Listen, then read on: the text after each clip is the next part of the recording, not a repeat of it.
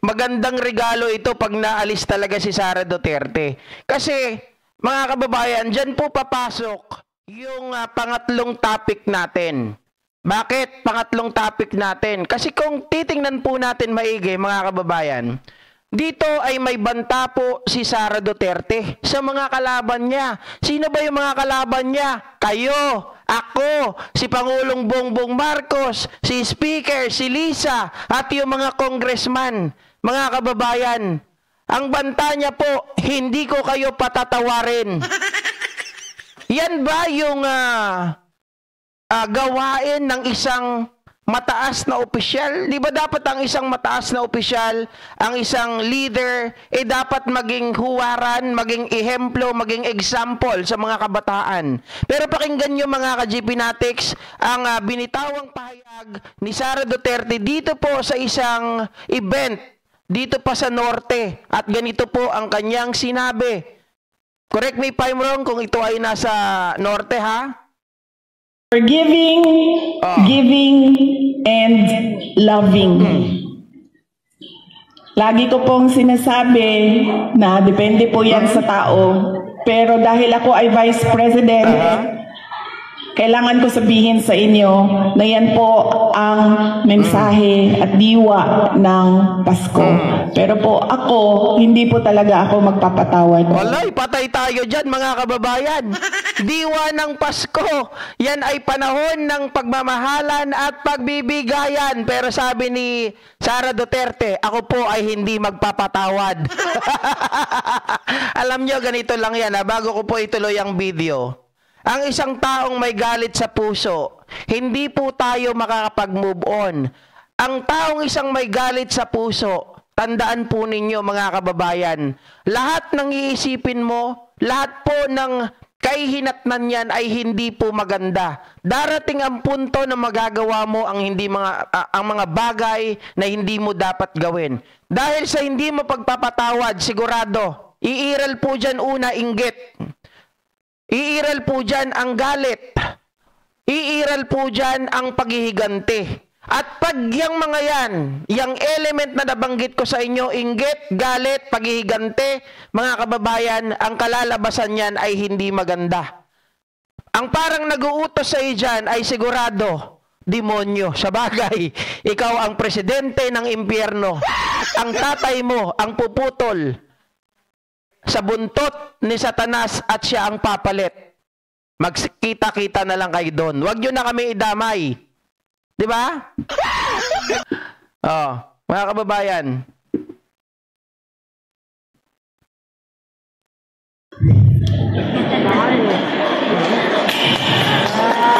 Pero kailangan ko sabihin sa inyo na ang Pasko ay panahon ng pagpapatawad. Nasa sa inyo na yan. Kung magpapatawad kayo, dahil iba-iba naman ang tao eh. Diba? Meron sa atin mabilis magpatawad, meron sa atin matagal, at meron sa atin dinadala na talaga sa hukay ang galit. Nako. Yan ang hindi magandang halimbawa sa isang leader. Dahil mga kababayan, binibit-bit nyo, diba? Binibit-bit nyo po yung mga kabataan, yung mga tao na naniniwala sa inyo na magkaroon din sila, na magtanim po sila ng galit sa kanilang mga sarili, na magalit sila sa mga tao, magalit sila sa mga kaaway nila, imbis na ito po ay patawarin. Kasi ito nga yung diwa ng Pasko eh. Ang tao, ang Diyos nakakapagpatawad. Bakit ang isang tao ayaw magpatawad? Diba? Isa kang leader. Sana sabihin mo sa kanila na kung ano man ang galit nyo sa isang tao, patawarin nyo na lang. Dahil wala yan mabuting idudulot. Kaya lang si Sara Duterte hindi. Bahala kayo kung magpapatawad kayo o hindi. Magkakaiba naman tayo. Diba? Nakita nyo yung kanyang reasoning, yung kanyang logic, yung kanyang pag-iisip. Yan ay pag-iisip ng ng taong may masamang hangarin. May team ang budhi, mga kababayan. Hindi marunong magpatawad. Kung yan ang nararanasan mo ngayon, kagagawan mo rin naman yan. Kagagawan ninyo mga Duterte. Tingnan nyo mga kababayan, what is the difference between the Duterte and the Marcoses? Look at the Marcoses. Diba? Ano ang ginawa sa kanila? Inansit sila, pinagbintangan ng kung ano-ano, kinasuhan ng kung ano-ano, pero mga kababayan, minahal nila ang tao. Nakita nyo, napakinggan nyo yung sinabi ni Fabian Ber. Pwede nilang patayin lahat yung mga tao. Pero anong ginawa ni Apo Lakay? Pinigilan niya si Fabian Ber. Mas gustuhin niya pang bumaba kaysa po, mga kababayan, na merong mga tao na magbuwis ng buhay. Diba? At maraming panahon nung nawala sila sa pwesto, kahit yung mga follower, supporter nila, ang tatay ko, ang lolo ko nakaranas na pagdating sa trabaho, pag ikaw ay Marcos, at dahil Cory na ang namumuno noon, pag ipinakita mo na ikaw ay Marcos, na hindi mo sila sinusunod, tanggal ka sa trabaho. At hindi ka na bibigyan ng endorso para magkatrabaho ulit. I-deny ka nila, mga kababayan. At syempre, kung ganon yung mga sumusuporta sa mga Marcos, mas malala yung Marcos mismo. Diba? Ano ang ginawa sa kanila? Kinasuhan ng kung ano-ano. Pero, nakita nyo ba na nagigante? Nakita nyo ba? May nabalitaan ba kayo na pinapatay ng mga Marcos? Wala, mga kababayan. Ang isa lang kaisa-isahan na balita nun, kaso hindi naman confirm. Yung itong yung pinapatay daw di umano hindi ko sinasabing totoo. Dahil wala naman pong nagsasabi, wala namang tayong ebidensya. Kasi ang kwento-kwento noon, itong si Nicomedes ba yun? Mga kababayan, na pinatsugi daw ni Amy Marcos dahil nga sumalungat sa kanya. Pero maliban dyan, kaya po Lakay, kay BBM, wala po tayong nabalitaan. Pero sa Duterte, lantaran ang sinasabi, pinatay ko yan. Inubos ko yan. Hinulog ko yan sa eroplano. Nung tinatanong na, hindi, ano lang yan? Para manakot lang? Yabang lang? Oh. Diba? So, ito yung sinasabi ko sa inyo, mga kababayan, na napakahirap po na manalo si Inday. So sabi ko nga rin kahapon na dapat ma-impeach na si Inday. Dapat isulong na ito at huwag i-reject. Kasi sa pag-reject, mabibigyan siya ng immunity, 1 year natin siyang pagtitiisan para hindi ulit siya makasuhan or mapaila ng impeachment case. Kapag ito po nakalusot, naging presidente ng Pilipinas, walay tayong lahat. Bakit walay tayong lahat? Mawawalay tayo sa mundo. Dahil sa mga binibitawan niya na mapagtanim ng galit.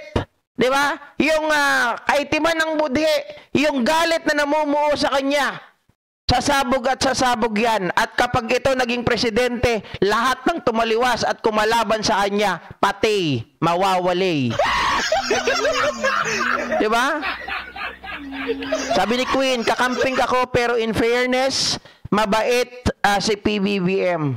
Mga kababayan, nakita nyo naman kung gaano kabait. Sabi ko nga po, ang kwento ko nga sa inyo nung una, hindi pa yan naniniwala si PBBM na ang lahat ng mga nangyayari sa Pilipinas ay kagagawan ng mga Duterte. Until such time na nahuli nga po itong si Police Master Sergeant Mayo. At the rest is history. Diyan nagsimula yan. Diba? Kaya nga si Digong, ayaw niya kay PBBM kasi alam niya hindi niya kayang hawakan sa liig. Kaya galit na galit si Badoy. Nagpunta sila dyan sa Quezon City, mga kababayan, sa sports club. Aba, kami naman, pumasok din ni JDB. Hindi nila alam na kami ay pro-government, na kami ay pro-admin, na kami ay mga loyalista. Mga ka-GP Natics, narinig namin doon yung iyak-iyak ni Badoy na kinukumbinsa yung mga tao na mag-aklas na kayo dahil yan sinungaling. Sabi niyang ganun, noon susundin daw niya ang polisiya ni dating Pangulong Duterte, ni President Duterte ang tawag niya. Tapos malaman-laman namin, hindi siya tumupad sa usapan. Bakit tutupad sa usapan? Ano kayo? Siya pa rin ba ang presidente? Siyempre, presidente si BBM, dapat siya ang masunod, hindi kayo. Diba? Di sana, in-enjoy nyo na nga lahat dati nung panahon ni Digong, wala na kayo sa pwesto. Sorry na lang sa inyo, bakit kayo susundin? Mali na nga yung ginagawa or ginawa, susundin pa? Kaya pag ito si Sara Duterte na upo, mga kababayan, asahan po ninyo dahil sa mapagtanim ng sama ng loob na ito, lahat tayo hindi maliligtas. Ano yung GP hindi maliligtas? Katapusan na ba ng mundo? Katapusan natin na tumitira sa kanila. Sigurado, ahandingin tayo nito. Kung ang tatay niya nagtatanim ng ebidensya, tayo sigurado, may tatanim tayo sa lupa. Sigurado yan. Mga kababayan. Diba? Dito nga, biruin nyo, nagagawa nila. Falsification of document. Ginamit yung certification ng AFP, gumamit ng ibang pangalan, Mary Grace Piatos, para 19,000 ghost employees. Kung kaya nilang gumawa ng ganyan, kaya rin nilang gumawa, baluktutin ang batas, kaya rin po nilang itago ang karumarumarim ng mga krimen na pwede nilang gawin. Diba? Lester Run Vlog, Go Philippines, akala ko ba walang Diyos si Digong dahil may camera kunwari nagdadasal. Ganun po talaga, mga kababayan. Diba? Honeybee, 1415, Sara is highly favored na makulong. And Mr. Memmer, Lord protect PBBM. Lahat ng mamamayan na ayaw kay Sara Duterte, tara sa December 7 sa EDSA. Yes, mga kababayan, hindi ko po alam kung sino po ang nag-organize noon, but ako po ay nananawagan sa inyo na lahat po ng sumusuporta sa ating gobyerno ay sumama po tayo sa December 7 doon sa EDSA Shrine. Magsuot po kayo ng pula para alam natin, diba? Makita po natin yung bilang na sigurado na supporter po tayo ng gobyernong ito. Diba?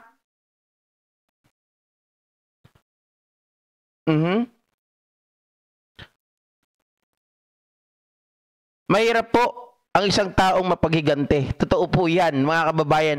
Nakakatakot yan. Kaya kung may pera kayo, lalo na sabi ko nga, nako, pag naging si Sara naging presidente, alis na tayo sa Pilipinas. Or magtago na tayo, mga kababayan, kung saan. Dahil sigurado, hahanapin tayo nito.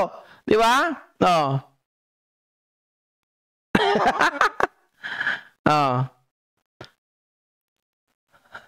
Sir GP, di ako makapunta, loyalist ako. Okay lang po yan, mga ka-GP Natics.